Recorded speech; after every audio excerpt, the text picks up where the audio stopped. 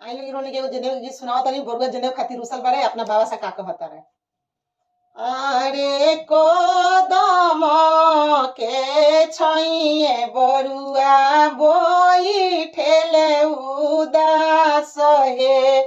अरे कोदम के छैये बरुआ बैठेले उदास हे। अरे बा हमरो हमारा पर दीना दे यान हे। अरे पापा हमरो हमारा पर दीना ध्यान हे।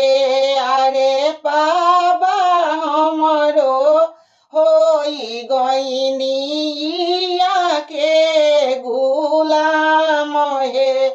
अरे पापा हमरो होई गईनी मम्मी के गुलाम हे।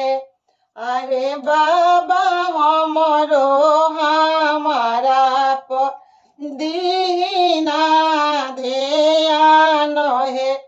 12 बरिस भइल उमर हमार हे। अरे बहिले बाबा हमरो डालनी ना जाने हे। अरे बहिले पापा ना ही दीहनी जाने हे।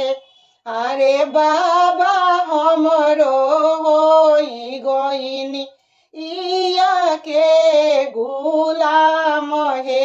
अरे पापा हमरो होई गईनी मम्मी के गुलाम हे। घर में से निकलेली बरुआ के दादी हे। अरे का हे बरुआ होई गईल बाबा से नाराज हे।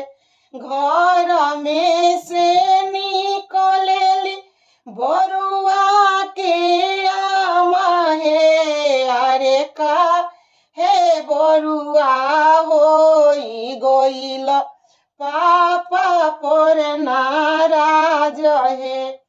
अरे काहे बरुआ कहले बाबा इया के गुलाम हे। अरे काहे पापा कहले बरुआ मम्मी के गुलाम हे।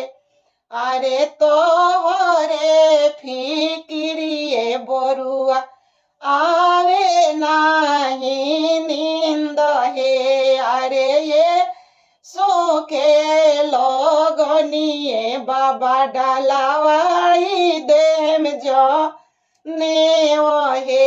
अरे ये सो के लगनिया पापा डालावाई देम जाने वहे। काशी के पंडित ये विंध्याचल से जाने वहे। अरे कलकत्ता से फुआ वही देखी है जाने वहे।